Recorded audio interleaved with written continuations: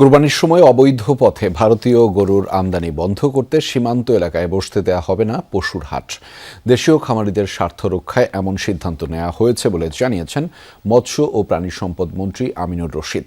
দুপুরে সচিবালয়ে কোরবানি পশু ব্যবস্থাপনা নিয়ে বিভিন্ন সংস্থার সাথে বৈঠক শেষে এই সিদ্ধান্তের কথা জানিয়েছেন মন্ত্রী। বলেছেন, এবার চাহিদার চেয়ে কোরবানির পশুর উৎপাদন বেশি, তাই সংকট তৈরির সম্ভাবনা নেই।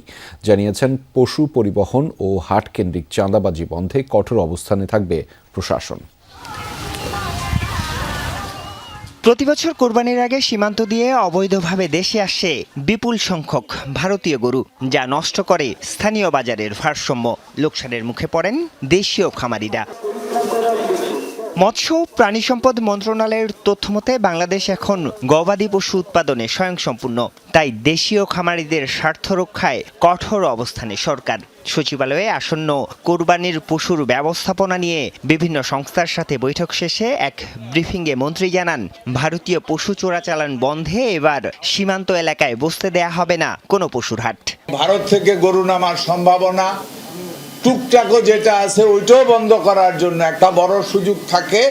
ভারতের বর্ডারে যদি কোনো গরুর হাট থাকে, তখন ওইখানে গরুর হাটে গরুটা বেচা কিনি হইলে একটা হাসিল হয়, ওই হাসিলটা তখন তার বৈধ কাগজ হয়ে যায়। এই কারণে বর্ডার জোনে আমরা কোনো বাজারও রাখি না, আমি আমার বক্তব্য শুরু থেকে বলে গেছি।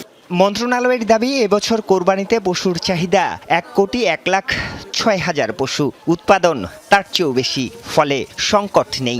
পশুর চাহিদা যা আছে ওই পরিমাণ আমাদের খামারিদের আমাদের দেশেই এই মুহূর্তে উৎপাদন আছে।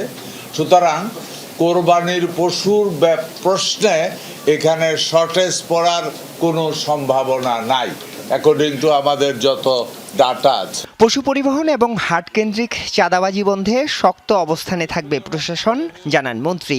এই সরকারের প্রথম টার্গেট এদেশের সাধারণ মানুষের অর্থনীতিকে শক্তিশালী করা। প্রথম টার্গেট এই দেশকে চাঁদাবাজ মুক্ত করা। ব্রিফিংয়ে জানানো হয়, এবার সারা দেশে হাট বসবে 3,600-রও বেশি। ঢাকার 2 সিটি কর্পোরেশনে হাটের সংখ্যা 27টি। সবখানে থাকবে ভেটেরিনারি টিম এবং জাল নোট শনাক্তের মেশিন। প্রত্যেকটা হাটেই একাধিক মেশিন থাকবে। আরিফুর রহমান সবুজ, যমুনা নিউজ, ঢাকা।